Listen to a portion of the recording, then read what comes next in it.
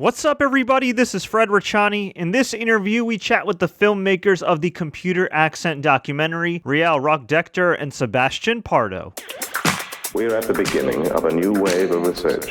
We wanted to learn about this stuff and work in a creative way with a technology that people seem to be so intimidated by. At the end of the day, though, the music still has to be good. Could be a disaster. If we could just make something that didn't suck, like that'd be great. I'm totally willing to have my mind blown. It's so weird to be doing this project right now. It's not easy, and it doesn't come naturally. I'm worried AI is going to spit out some melody that I just can't hit. Calling out the walls. Walls and the are the same. Yeah, everyone keeps telling you that. Oh my god, I'm just kidding! I'm struggling to find the usefulness of any of this. Literally kicking a stick is cooler than this. That's exactly how fascists come to power. People want to surrender their freedoms to convenience. Do you have any fears about AI? Yeah, sure. We all should. I'm not sure the technology helps people at all. A computer is a tool. That's all it is. I'm sorry, I would think less of it. This is a rabbit hole, this whole project. Those records have been made. Let's do this in a different way. I think it is amazing. I'm just afraid to say it. What if I give a soul to a computer or to a machine? That doesn't make us weaker. That makes us stronger. AIs are children of humanity, and they need to learn to be loved. Otherwise, they'll become sociopaths and kill everybody. We have to bring our best. It's like our responsibility to bring our best.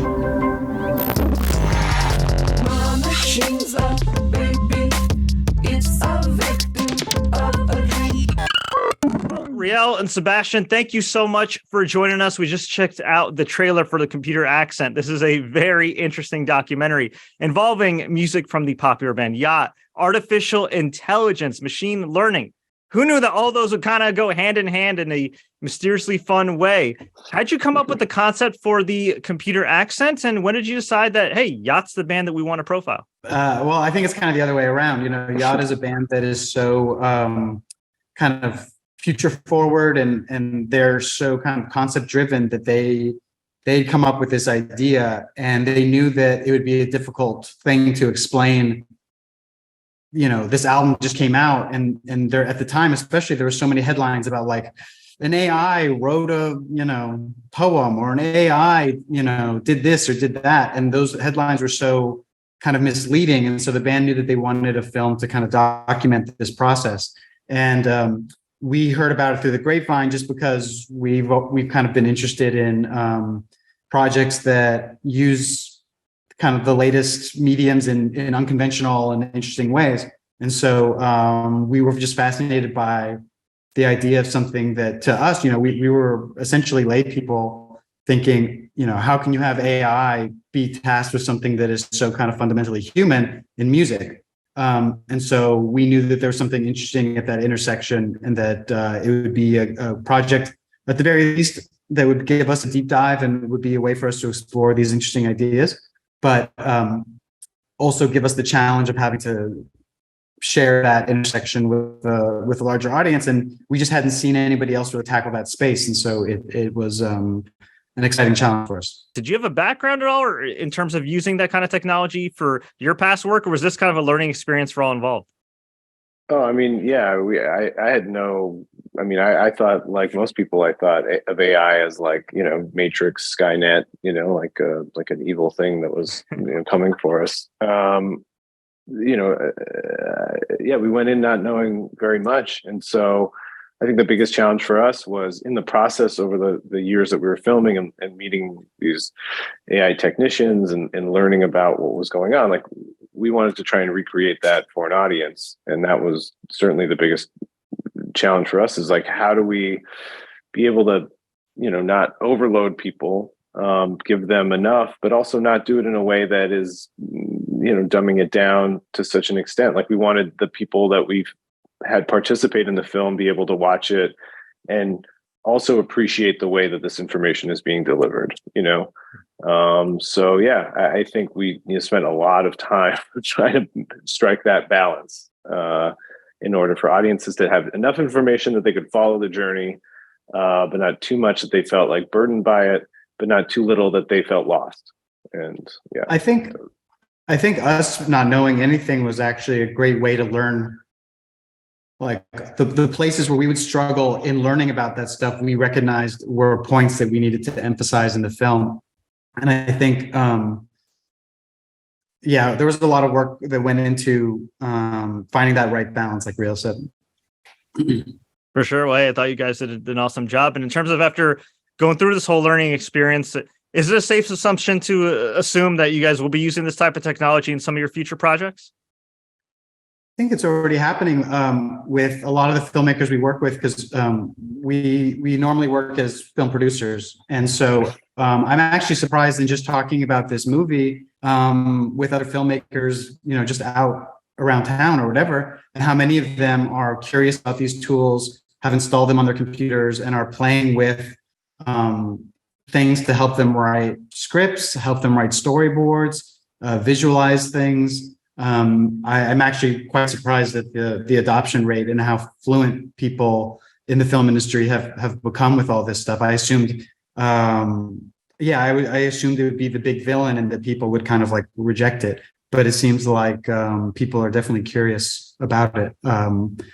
Whether we personally would use it, I would certainly. I actually just wrote a note down that I should download some of these things to actually mess around with where it is now, just because it's been, we started the film January 2017.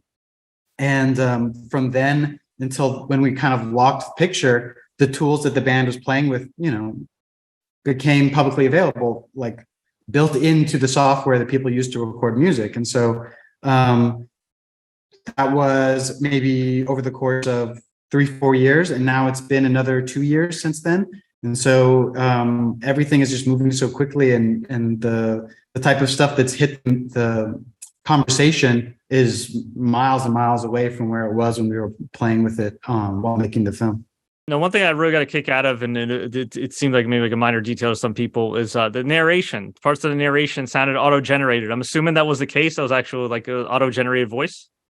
Yeah, it's a synthetic voice, and that was something that I think was a big struggle, in the sense that we went back and forth on it ourselves, but also every instance of feedback, people were like, this voice, I can't deal with this voice. And as the process dragged on, the voices got better and better. And so the technology finally got to a point where people could understand it.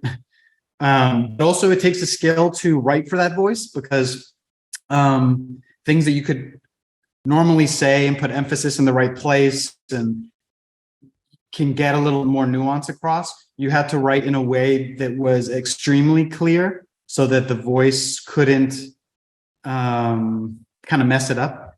And that took a lot of iterating and a lot of rewriting and simplifying, which was a great practice to really, it's like copywriting or something, but you're copywriting for the ear, and you have to just keep refining and refining and refining and refining.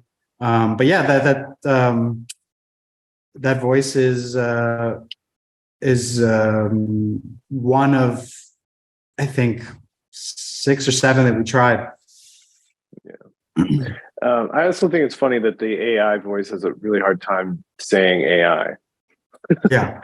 Like AI is like the worst thing. Like it can't do it. Like we have to I don't know how you did it, like writing out. We had to write it kind of phonetically. And even then I think I had to put a comma or 2 periods or something. Yeah, it wasn't, which actually this is kind of interesting because it discouraged me from writing AI too often, which I actually think is actually kind of good. Yeah. Wow. Yeah. All right. So for future reference, if I ever use a synthetic voice, make sure to phonetically spell out AI. Well, there's a lot of words that you learn. Oh, I can't use this word. It doesn't know this word. But AI is one of them for sure. Yeah, it just doesn't know how to pronounce it. It pronounces it in this weird way you would never think to. And you can't then tell it, no, that's wrong. Like say it like this. Like it doesn't, there's no talking to it. You just have to put in different spellings or. Some of the tools got better towards the end where they turn it into this tool where you can actually put inflections and stuff. But you can't totally tweak, to Riel's point, the pronunciations of stuff. Which is so weird because if you go on Google, they have the thing that's like as a voice playing the pronunciations of all the words, right? So just like just put that in, input that. Yeah, I'm sure it's there now. It could just be that we didn't dig into the settings deeply enough, but yeah, we also use like the cheaper ones that we can like. Yeah. Hey, it worked out, right? So I'm glad to hear that you like that. I feel like that was a choice that a lot of people told us we were crazy for insisting on. No, it was a nice touch. I dug up. I'm like, wait a second, is that a art? Oh wait, that's an artificial voice for a film about AI and music. Okay, well, it makes sense. I hear some pretty impressive voices in ads, especially like on YouTube, really cheap ads. They have some pretty good synthetic voices. It's definitely interesting. Well, we do appreciate you guys' time. We're definitely going to get to where we can find you all next and find you all online. But before we let you go, and if people haven't already been convinced to watch this awesome documentary, why should people watch The Computer Accent? I think the AI revolution that you think is coming is already here. And the sooner that you can become kind of fluent in the basics, the better. You know, the example I always use is in the 1860s, if I went to or 1870s, 1880s, I went to the West and took a double exposure photo, I could convince you that ghosts were real.